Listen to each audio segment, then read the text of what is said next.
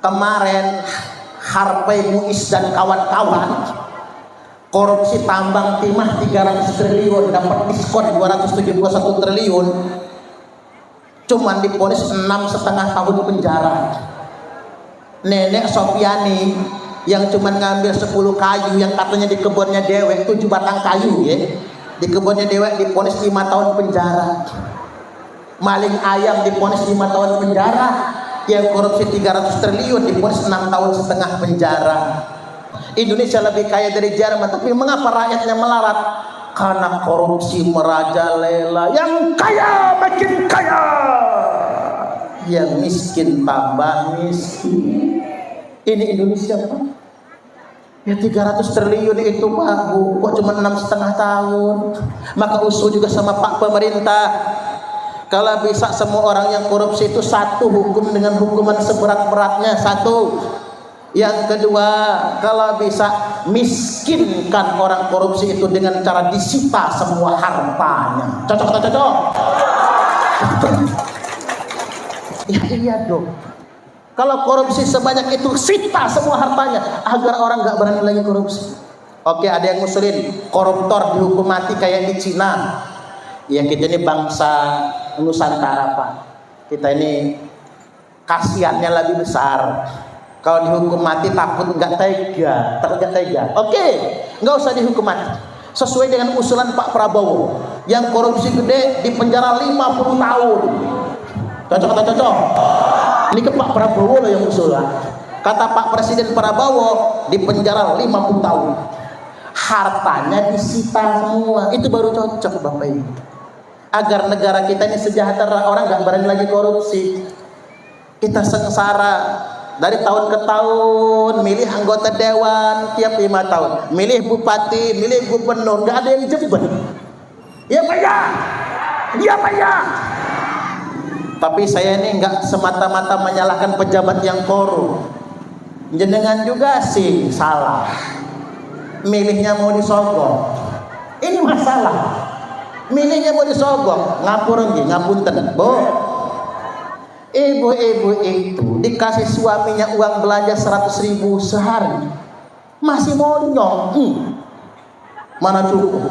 Apalagi di Bandar Lampung Pak, serba mahal. Apalagi nang Jakarta, dikasih suami uang belanja 100.000 tiap hari, masih monyong. Tapi dikasih caleg 100.000 5 tahun, sumringah. Lihat dulu rai-rainya di sini. Tak ulangi, dikasih suami 50.000 sehari monyong, dikasih suami 100.000 sehari masih monyong, dikasih caleg 100.000 untuk 5 tahun, sumringahnya. Jadi jangan cuma salahkan bupati korupsi, gubernur korupsi, anggota dewan korupsi, pejabat korupsi, tapi karena rakyat juga bisa dibeli. Milih bukan karena hati nurani, tapi suara rakyat sudah dibeli. Ini penting saya ceramahkan. Sebagai seorang mubalik saya prihatin Bu. Apalagi pas pileg kemarin, yang menang keluar duit, yang kalah keluar duit. Ya Pak ya. Emak-emak ada yang pasang spanduk depan rumah, nggak terima kalau gocap. Jadi kalau dikasih caleg Pak uang 50.000, apa kata emak-emak ini? Pelit calegnya. Cangkemnya ngomong pelit, tapi duitnya dikantongin ini dulu. Dasar. Begitu ada caleg ngasih 100.000, baru nyengir.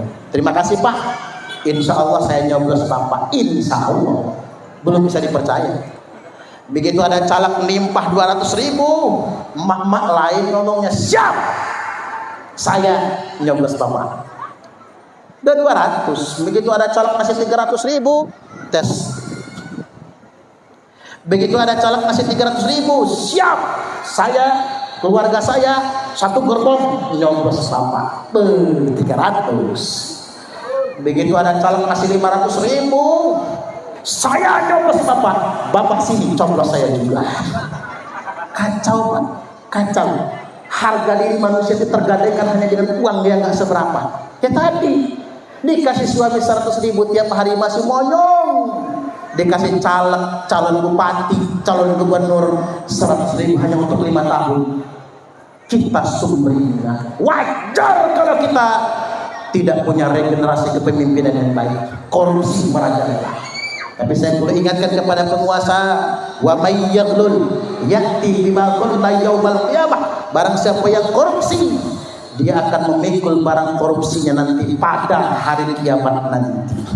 Anda boleh bebas di dunia, tapi Anda tidak akan pernah bebas di akhirat nanti. Ya'ti bima qalla yaumal qiyamah. Mikul barang korupsi. Hati-hati. Yang korupsi timah digantungin timah di lehernya. Oh, amat tak. Berapa juta ton. Yang korupsi emas digantung emas di lehernya. Yang korupsi aspal digantungin aspal. Yang korupsi paping digantungin paping. Yang korupsi beras digantungkan beras pada hari kiamat nanti. Allah tunjukkan, fa innal ghulula harun wa narun wa sanarun ala ahlihi yaumil qiyamah. Karena sesungguhnya korupsi itu adalah sesuatu yang memalukan, api yang membakar, dan akan dijadikan bahan siksaan untuk pelakunya pada hari kiamat nantinya. Kami adalah Laskar Sabilillah, pecinta Wali Songo dan para anbiya, pewaris peradaban Islam di Nusantara hingga berkibar bangsa Indonesia.